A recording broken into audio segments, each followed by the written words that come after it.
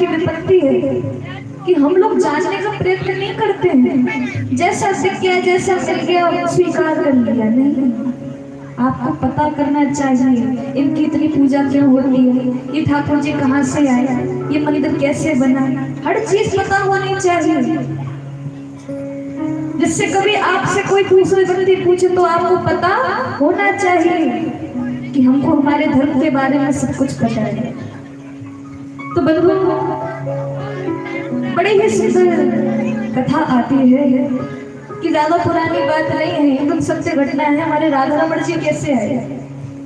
राधा रमण जी पहले कोई और नहीं, साक्षात शालिग्राम जी थे, जिनकी सेवा साक्षात गोपाल भट्ट जी महाराज किया करते थे।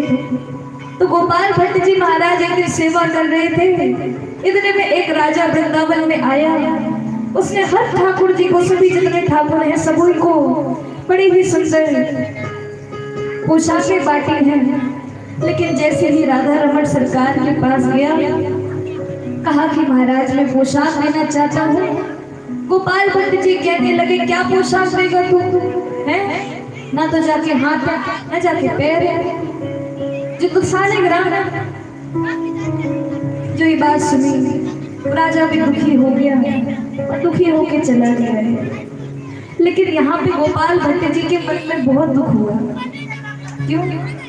सोचने लगे कि काश मेरे भी ठाकुर होते, काश मेरे भी ठाकुर लाला, काश तेरे भी हाथ होते, तेरे भी पैर होते, तो क्या सुंदर मैं तेरे को कड़े पहनाता, क्या सुंदर करदनी पहनाता, क्या सुंदर मुकुट लगाता, कुंडल पहनाता, बांसुरी लगाता, क्या सुंदर तेरी छवि होती। अगर आज तेरे भी हाथ पैर होते तो मैं तेरे को भी पोशाक पहनाता। ये भाव उनके मन में आया और उसी दुखी भाव से गोपाल भट्ट जी राधा रमण सरकार को उसी समय क्या कर गए हैं, शयन कराने चले गए हैं। लेकिन बंधु, ठाकुर जी ने गोपाल भट्ट जी की आज ये पुकार सुन ली है।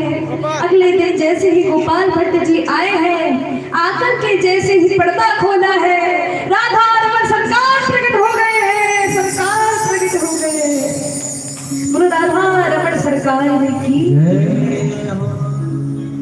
तथा राधा रमण सरकार जो कि गौड़ीय संप्रदाय के ठाकुर हैं। बंधु, आज भी जब भी आप जाओगे ना तो आप 2-2 मिनट में जाना दर्शन करने, 5-5 मिनट में, तो आपके ठाकुर जी की छवि हमेशा अलग दिखाई देगी। कैसे? कभी तो उनके दांत दिखते, कभी नहीं दिखते, कभी वो मुस्कुराते, कभी नहीं मुस्कुराते, उनकी जो इच्छा होती है। ऐसे प्रत्यक्ष ठाकुर हमारे ब्रजमंडल में आज भी विराजमान है।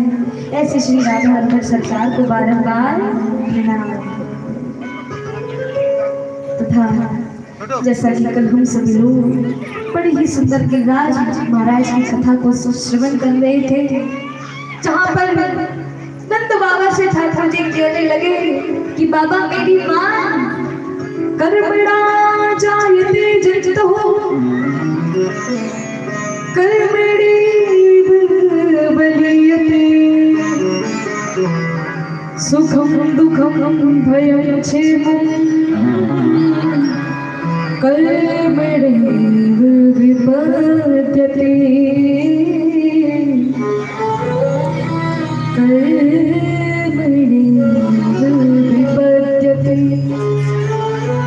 यानी कि पिताजी, अरे बाबा मैंने बड़े बड़े संतों का संग किया है और मेरी बात मान।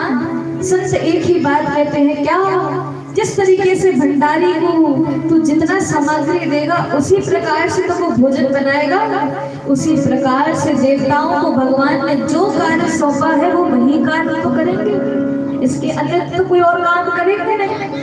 अरे तो बाबा इंद्र देवता का कार्य ही है बरसात करना, तो क्या वो बरसात करेंगे नहीं?